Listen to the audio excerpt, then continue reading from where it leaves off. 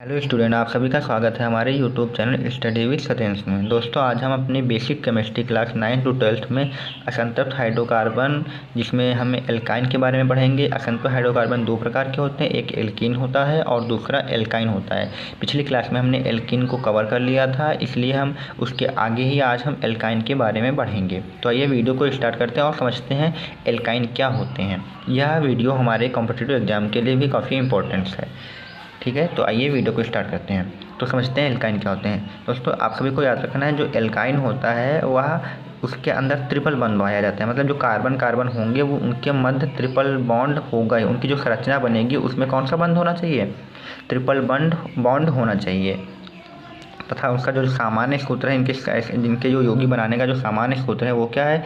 CnH2n-2। इसी सूत्र की सहायता से हम सारे एल्काइन के फॉर्मूले बनाएंगे। और आप सभी को याद रखना है, उसकी संरचना में ट्रिपल बॉन्ड आना अनिवार्य है। अगर ये नहीं आएगा तो उसका नाम सही नहीं होगा। और इसका हम नामकरण कैसे करेंगे? एल का मतलब जितने कार्बन होंगे, यानी एक कार्बन होगा तो मेथ, 2 कार्बन होंगे तो एथ, 3 कार्बन होंगे तो प्रोप, 4 होंगे तो ब्यूट, 5 होंगे तो पेंट और 6 होंगे तो हेक्स। ये सारे हमारे एल के नेम हैं। जितने कार्बन होंगे उसी के हिसाब से हमका इनका नाम रखना है, एल का नेम। और उसके पीछे हमें क्या लगा देना है? आइन, क्योंकि हम एल्काइन बना रहे हैं तो इसलिए हम इसके पीछे आइन लगा देंगे। ठीक है, एल के नेम मतलब इनका नाम याद रखना है, जितने कार्बन होंगे, और पीछे आइन जोड़ देंगे तो हमारा एल्काइन बन जाएगा। और उसकी संरचना में कौन सा बंध आना चाहिए? त्रिबंध आना चाहिए। तो इस प्रकार के जो यौगिक होंगे वो हमारे एल्काइन होंगे। ठीक है, तो आइए हम आपको करके दिखाते हैं। यहाँ पे n जो है हमारी संख्या है, नंबर है, वो 1 2 3 4 5 कुछ भी हो सकता है। तो आइए हम सबसे पहले स्टार्ट करते हैं। n बराबर 1। तो इस फॉर्मूले में हम जहाँ पे n है वहाँ पे क्या रखेंगे? 1 रखेंगे। रख दीजिए। फिर देखिए यहाँ पे h लिखा हुआ है, इसके साथ 2 लिखा है, इनके बीच में कोई निशान है तो मल्टीप्लाई होता है। तो यहाँ भी n का मान 1 रखेंगे और माइनस का 2।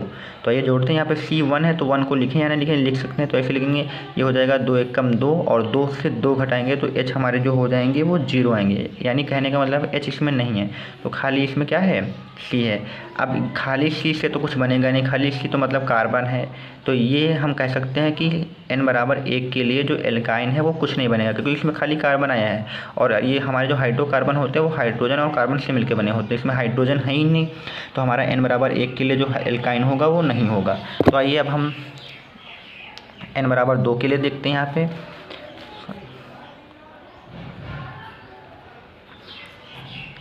तो देखते हैं, यहाँ पे इस फॉर्मूले में n बराबर 2 रखते हैं। n की जगह पे क्या रखेंगे? हम 2 रखेंगे। h फिर 2 रखेंगे। फिर यहाँ पे n की जगह पे क्या रखेंगे? इस बार हम क्या रखेंगे? यहाँ पे 2 रखेंगे। गुणा रखेंगे क्योंकि कोई निशान नहीं, माइनस का 2। तो इसको जोड़ेंगे, कितना आएगा? C2, 2 दूनी 4 हो जाएगा, और 4 से 2 घटाएंगे तो यहाँ पे H2 आ जाएगा। इस बार हमारे पास कार्बन और हाइड्रोजन दोनों है, इसका मतलब ये एक हाइड्रोकार्बन है। तो इसका नाम क्या होगा? 2 कार्बन है तो 2 कार्बन के हिसाब से एल का नेम हमारा क्या होता है? एथ होता है। तो यहाँ पे हम 2 कार्बन के लिए क्या रखेंगे? एथ रखेंगे। प्लस, क्योंकि ये एल्काइन का सदस्य है तो यहाँ पे इसमें क्या लगाएंगे? हम आइन लगाएंगे। इस प्रकार जो इसका जो नाम आएगा वो क्या होगा? सॉरी, एथाइन होगा। यहाँ पे क्या होगा? एथाइन होगा। ठीक है, तो इसका जो नाम आएगा C2H2 का वो एथ और प्लस आइन यानी एथाइन होगा। अब इसकी संरचना समझ लेते हैं। यहाँ पे 2 कार्बन है तो 2 कार्बन को पहले हम सिंगल बॉन्ड से यहाँ पे लिख लेते हैं। अब हमने आपको बता रखा है कि कार्बन कार्बन के मध्य ट्रिपल बॉन्ड होना चाहिए, तो हमारे पास 2 ही कार्बन है तो इनके बीच ट्रिपल बॉन्ड होना चाहिए, तो हम लगा देते हैं पहले ही। देखिए यहाँ पे इस कार्बन के 1 2 3 4 बॉन्ड पूरे हो चुके हैं, तो चौथा बॉन्ड हम क्या करेंगे? हमारे पास 2H है तो 2H में से 1 H इसको दे देंगे तो इसके 4 बॉन्ड पूरे हो जाएंगे। अब इसके देखते हैं, इसके 3 बॉन्ड पूरे हैं, 1 बॉन्ड कम है, हमारे पास 1 H भी बचा हुआ तो 1 H इसको दे देंगे।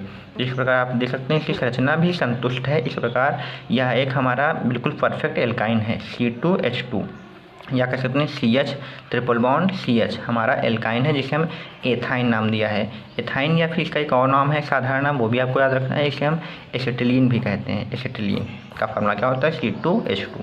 तो ये हमारा हो जाएगा। यहाँ पे अब हम आगे इसी फॉर्मूले में क्या करते हैं? n बराबर 3 रख के देखते हैं। यहाँ पे क्या करते हैं? n बराबर 3 रखते हैं फॉर्मूले में। Cn है तो यहाँ पे क्या हो जाएगा? C3। H2n की जगह पे क्या रखेंगे? 3 माइनस का 2 रखेंगे।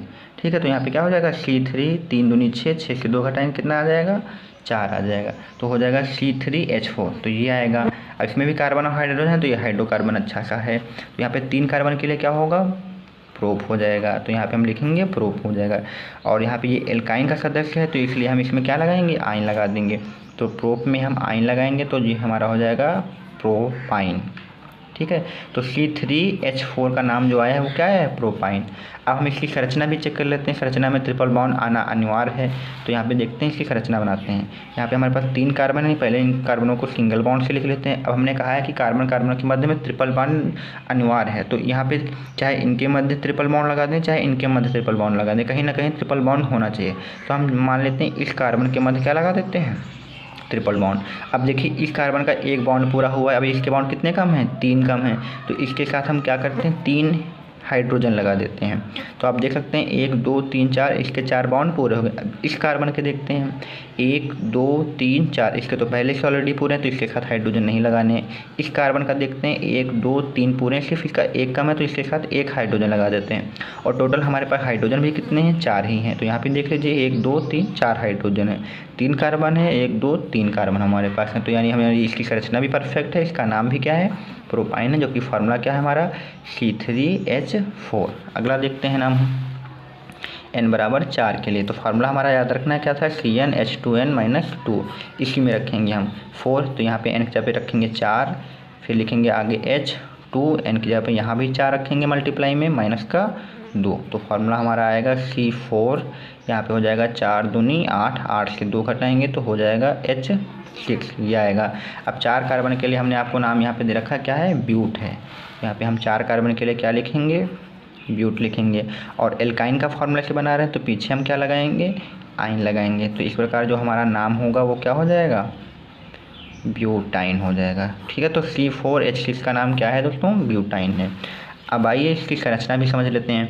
तो यहाँ पर हमारे पास कितने कार्बन है, 4 कार्बन है। सबसे पहले इनको सिंगल बॉन्ड से ही लिखें, फिर हमें एल्काइन का सदस्य है, इसलिए हमें इसके अंदर एक ट्रिपल बॉन्ड लाना अनिवार्य है। तो हम क्या करते हैं, कहीं भी एक ट्रिपल बॉन्ड दे सकते हैं, तो ये हम लास्ट में ही एक ट्रिपल बॉन्ड दे देते हैं यहाँ पे। अब यहाँ से गिनिए, इसका एक बॉन्ड पूरा हुआ है, 3 बॉन्ड कम है, तो इसके साथ क्या करते हैं हम 3H लगा देते हैं। H हमेशा सिंगल बॉन्ड से जुड़ा होता है, तो यहाँ पे देखिए 1 2 3 4 बॉन्ड इसके भी पूरे हो जाएंगे। अब इस कार्बन के देखते हैं, इधर से इसका एक बॉन्ड पूरा है, एक बॉन्ड इसका इधर से पूरा है, तो इसके 2 बॉन्ड पूरे हो चुके हैं। अभी 2 बॉन्ड कम है, तो इसके साथ हम 2H लगा देंगे, तो इसके भी पूरे हो जाएंगे, चारों बॉन्ड पूरे हो जाएंगे। अब इस कार्बन का देखिए 1 2 3 4, इसके चारों तरफ से 4 बॉन्ड पूरे हैं, यानी इसके पूरे परफेक्ट हैं। इस कार्बन का देखते हैं 1 2 3 ही पूरे हैं, इसका एक कम है, तो इसके साथ हम क्या लगा देंगे, 1H लगा देंगे। अब देखिए इस प्रकार इसमें सबके बैलेंस की पूरी है, 4 संयुक्ता सबकी पूरी है। अब देख सकते हैं 1 2 3 4 5 6 H है, जो कि 6 थे, 1 2 3 4 कार्बन थे, तो 4 कार्बन है। तो ये था हमारा संतृप्त हाइड्रोकार्बन पूरा हो चुका है, असंतृप्त हाइड्रोकार्बन पूरा हो चुका है। इस प्रकार हमारा जो एलिफैटिक हाइड्रोकार्बन है वह पूर्णतः पूरा हो चुका है। ठीक है, तो अब इसमें आपको एक बात और बता देते हैं। अब इसको लिखने का एक तरीका और देख लीजिए। यहाँ पे देखिए C के साथ 3H लिखे हुए, तो इसको हम ऐसे भी लिख सकते हैं, C के साथ 3H। फिर क्या यहाँ पे लगा हुआ है, सिंगल बॉन्ड, इसको सिंगल बॉन्ड लगा देंगे। फिर देखिए इस C के साथ कितने H लगे हुए हैं, 2, तो इसको हम ऐसे भी लिख सकते हैं CaH2। अब इस C के साथ एक भी H नहीं, तो इसको C ही रहने देंगे।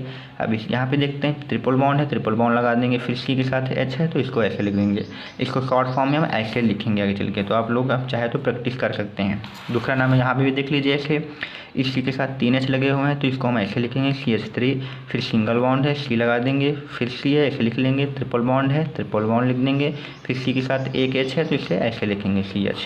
ठीक है, तो ये था हमारा असंतृप्त हाइड्रोकार्बन में एल्काइन। आई होप आप सभी को ये वीडियो पसंद आएगा। अगर वीडियो पसंद आए तो प्लीज़ चैनल को लाइक सब्सक्राइब और शेयर करना मत भूलिए।